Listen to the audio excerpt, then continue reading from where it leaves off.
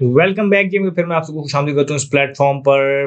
पाकिस्तान ने टी20 world cup 2026 में अपना दूसरा मैच भी जीत लिया। ये मैच यूएसए के अगेंस्ट था और इस मैच के हवाले से ये बात की जा रही थी क्योंकि लास्ट एडिशन में जब यूएसए ने हमारे खिलाफ मैच जीता था और उसके बाद हमने देखा था इस वक्त जो यूएसए की टीम आई थी वो ज्यादा बेहतर प्रिपेयर होकर आई थी और ज्यादा एक्सपीरियंस के साथ आई थी और उनका जो मैच अगेंस्ट इंडिया था तो वहां से खतरे खड़े हो रहे थे और हमने आपको सारी चीजें बताई थी कि उनकी बॉलिंग बहुत स्ट्रांग नजर आ रही थी उस मैच में। आज का दिन उन्होंने यही किया कि टॉस जीतकर पहले बॉलिंग का फैसला किया और वहां पर हमने देखा कि उन्होंने पाकिस्तान को बैटिंग के लिए जब वहां पर दावत दी तो लग ही रहा था कि शायद उनके माइंड में ये चीज है कि लेटर ऑन बैटिंग आसान होगी और वो पाकिस्तान को अगेन एक लो टोटल में डिफेंड रिस्ट्रिक्ट करना चाहेंगे। लेकिन पाकिस्तान ने वहां पर बहुत आउटस्टैंडिंग बैटिंग की और पाकिस्तान ने वहां पर 191 रन बोर्ड पे लगाए और ये अगर आप इस चीज को देखें तो एक टाइम पर ये टोटल 200 से बियॉन्ड जाता नजर आता है। ये लास्ट कुछ ओवर्स हमने देखा कि हमने वहां पर फ्लरी ऑफ विकेट्स वहां पर नजर आई जिसकी वजह से हमारा वहां पर मोमेंटम थोड़ा सा टूटा लेकिन स्टिल हम 190 बोर्ड पे लगा पाए तो ये बड़ा टोटल था।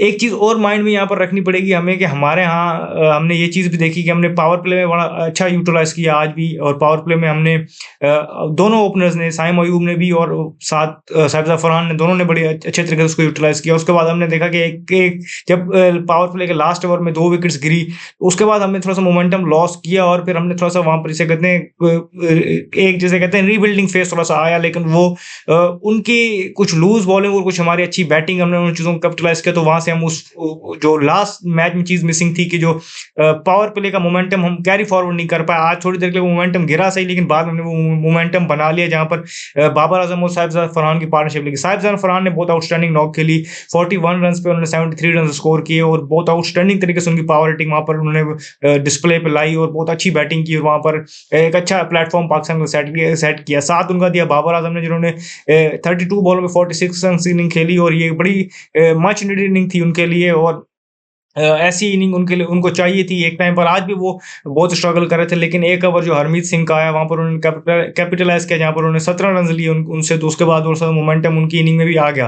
तो इस तरीके से इन दोनों की पार्टनरशिप और फिर लेट एक हमें कैमियो नजर आया कोई 10-12 गेंदों में 30-31 रन बनाए वहां पर शादाब खान ने। वो कैमियो बहुत क्रूशल था क्योंकि उसके बाद हमने देखा कि मोमेंटम थोड़ा सा गिर गया पाकिस्तान से।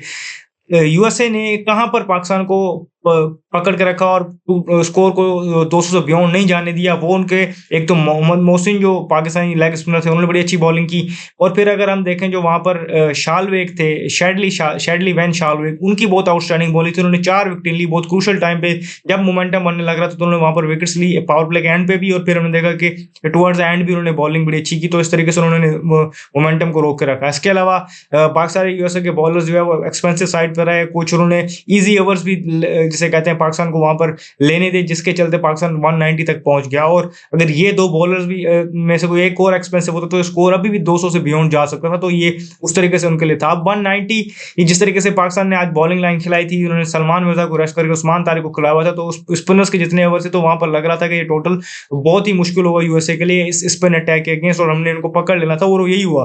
पावर प्ले में कुछ उनको मोमेंटम वहां पर नजर आया हल्का सा जहां पर शायान ने उनको एक अच्छा स्टार्ट दिलाया लेकिन हमने देखा कि पावर प्ले से एंड तक फिर हम देख रहे थे कि लेटर पार्ट तक इवन 14-15 ओवर तक वो उस मोमेंटम को पकड़ नहीं पाए और रिक्वायर्ड रेट फिर वहां पर 14-15 का होता गया और वहां पर वो खास उस चीज को पकड़ नहीं पाए। फिर एक नीचे से एक अच्छी इनिंग वहां पर नजर आई हमें शुभम की तरफ से। उन्होंने क्विक 550 स्कोर की साथ उनका किसी ने उस तरीके से नहीं दिया। इतना बड़ा टारगेट को चेस करना था रिक्वायर्ड रेट बढ़ता गया और फिर हमने देखा कि एट द एंड उनके लिए बड़ा आस था और वो एट द एंड हमने देखा कि 32 रन शॉर्ट है टोटल से और इस तरीके से वो मैच हार गए।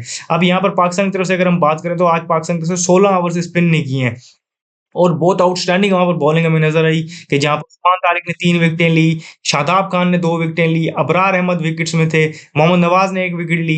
तो इस तरीके से देखें तो पाकिस्तानी स्पिनर्स ने वहां पर बहुत आउटस्टैंडिंग बॉलिंग की और आज सिर्फ एक ही फ्रंट लाइन पेसर था आपके पास शाहीन शाह अफरीदी इन्होंने 4 ओवर किए और वो एक्सपेंसिव साइड पर है उन्होंने वहां पर 42 रन कंसीड किए। तो वो एक अलग चीज थी। पाकिस्तान ने टुवर्ड्स द एंड हमने देखा कि कुछ रन कंसीड किए और डेथ बॉलिंग अगेन अगर आपने ये अटैक खिलाना है तो एक स्पिनर के साथ और एक पेसर जो जिसे कहते हैं हिस्टोरिकली ज्यादा मशहूर नहीं है डेथ बॉलिंग के लिए तो वो कंसर्न हो सकता है पाकिस्तान के लिए जिस तरह से पाकिस्तान ने वहां पर लेटर पार्ट में बॉलिंग की।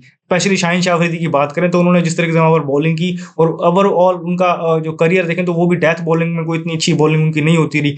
अब उनके साथ अगर आप एक स्पिनर लगा देंगे तो ये उसके लिए भी एक टफ आस्क है। बेशक आप उस्मान तारिक को कहें वो मिस्ट्री है और अबरार मिस्ट्री है, तो उनके लिए ये टफ होगा। बड़ी टीम्स आपके साथ वहाँ पर उस चीज़ को मैचअप लेंगी और वो आपके अगेंस्ट स्कोर करेंगे। तो ये एक पाकिस्तान के लिए सरदर्द होगा कि गोइंग फॉरवर्ड अगेंस्ट जो इंडिया वाला बड़ा मैच है वहाँ पर वो क्या कॉम्बिनेशन खिलाते हैं, क्या ऐसी कॉम्बिनेशन के साथ जाते हैं या एक और पेसर को लाते हैं, तो फिर किस स्पिनर को बाहर बैठाएंगे, तो वो सारी चीज़ उनको देखनी होंगी।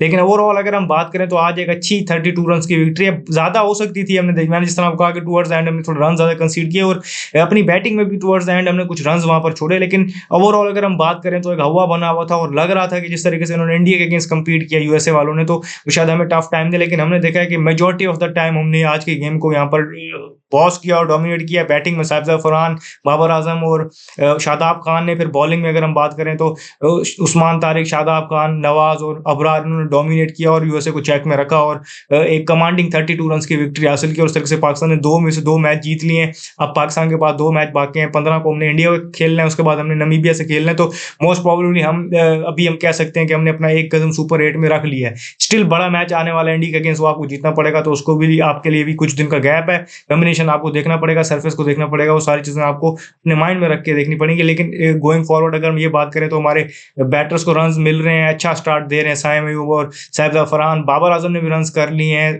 आगा सलमान भी अच्छी फॉर्म से आ रहे हैं। अनलकी रहा जो अच्छी शॉट लगी थी, लेकिन फॉर्म उनकी भी है। तो अच्छा एक मोमेंटम लेके जा रहे हैं। कॉम्बिनेशन ठीक खिलाना पड़ेगा और एट दैट डे जो है प्रेशर नहीं लेना होगा, तो ही आप डोमिनेट कर सकेंगे वहाँ पर। तो उसके जब प्री मैच करेंगे तो उस वीडियो को उस टाइम पर देखेंगे। इस वीडियो में फिल वक्त इतना ही, मुझे दीजिए, शुक्रिया, अल्लाह हाफिज़।